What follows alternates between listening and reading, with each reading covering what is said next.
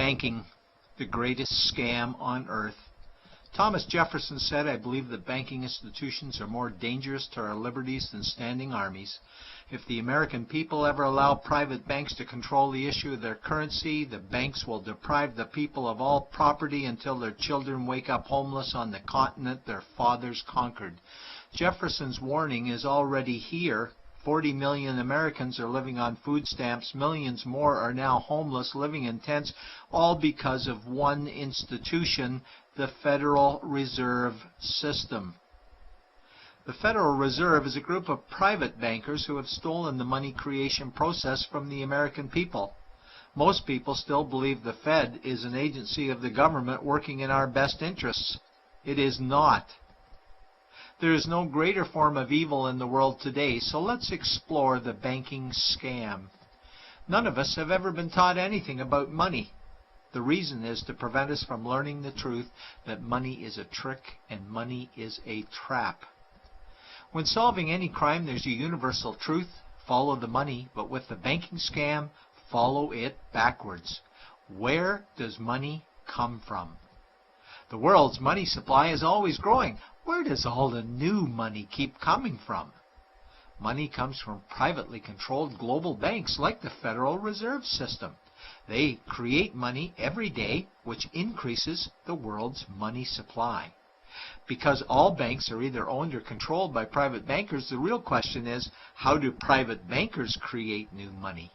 And the answer is they create it out of thin air. Bankers create money out of nothing. They make it up. It is a fiction. Wow. Godlike power to create something of value out of nothing. A stroke of a keyboard and money is created.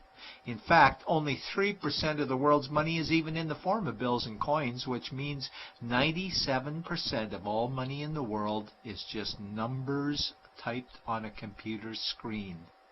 This is part one of the banking scam. Money is created out of nothing.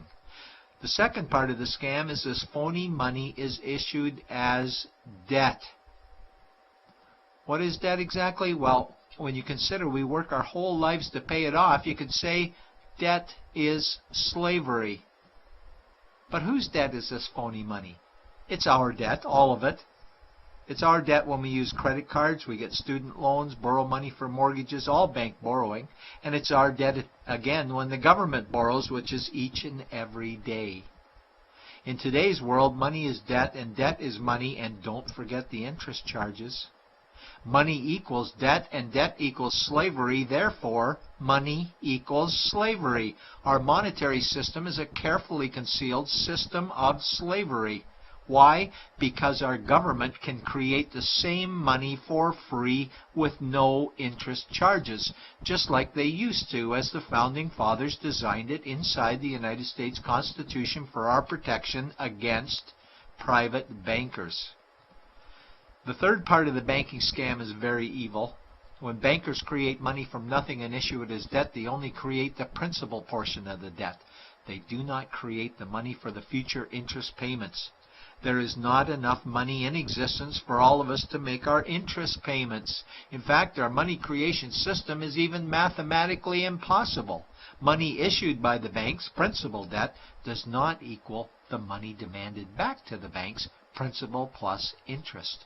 We are forced to play a game of musical chairs to see who can make their debt repayments. This guarantees a world of bankruptcy, competition, and scarcity of money. For example, we go to the bank to borrow money for a house, let's say $100,000. The moment we sign the loan document, the bank creates the money out of thin air. A $100,000 debit gets registered for us and a $100,000 secured credit for them. Then one of two things happens. Either we give the bank 30 years of labor making house payments totaling $300,000 for the original $100,000 we borrowed, or the bank takes our house. The bankers get either our labor for life or our house, and often they get both, all from money created out of thin air and issued as debt, for money made out of nothing. This is why all the bankers end up with all the assets. The fourth part of the banking scam is inflation. People think inflation is prices and costs increase. A better answer might be the value of our money always goes down. Inflation is created every time the central banks print money, which is every day. Where does all this new money get its value? The answer is it steals its value from the existing money supply, where our savings are. Our savings are disappearing because of the new money they're printing.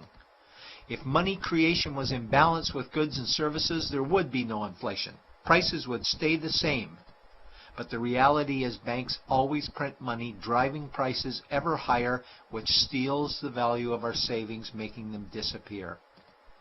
Since the private bankers created the private Federal Reserve in 1913, the United States dollar has lost 97 cents in purchasing power. An item in 1913 that cost $100 in 2011 cost $2,230, a price increase of 2,130%. This is the banking scam. 4 parts. Private bankers create money out of nothing and charge interest on it. There is no money created for the future interest payments, and inflation steals our savings every day. In order for the banking scam to be pulled over our eyes, the bankers need help from the likes of paid-for politicians and appointed civil servants, military-industrial complex, mainstream media, multinational corporations, and the bankers' good buddies. For example, what do our banker-controlled television networks say about criminal bankers? "Oh, bankers are our saviors. Chairman is man of the year. He saved the world. Bankers really do deserve their bonuses. They're so smart." And what do our banker-owned G20 politicians say we need to do?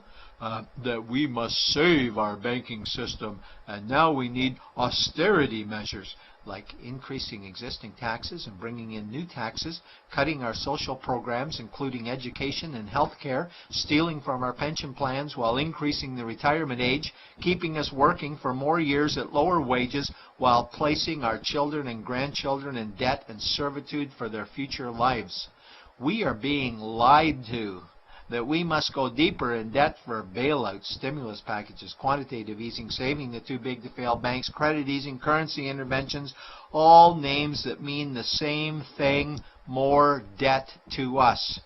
Is it not strange that the solution to too much debt is always more debt to us? And where is all this money going? It's going to the banks and to the bankers. They are stealing our money right now.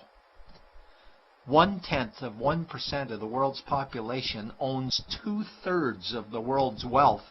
This means that 99.99% of the world's population own less than 1/3 of the wealth, a decreasing amount because these guys are stealing it.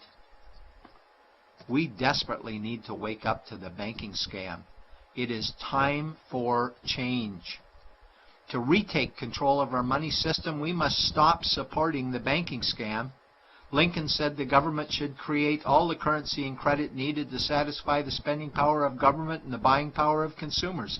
Money will cease to be master and will then become servant of humanity. And Jefferson said the issuing power of money should be taken from the banks and restored to the people to whom it properly belongs. It's a pyramid scheme. And we, the people, are the bottom layers of the banking pyramid. Without our support, the banking scam collapses. We have to do it ourselves. Wake up, get active, wake others. Remove our money from the bank. Buy gold and silver coins. Get out of debt. Rip up your credit cards. These actions will bring down the banking scam.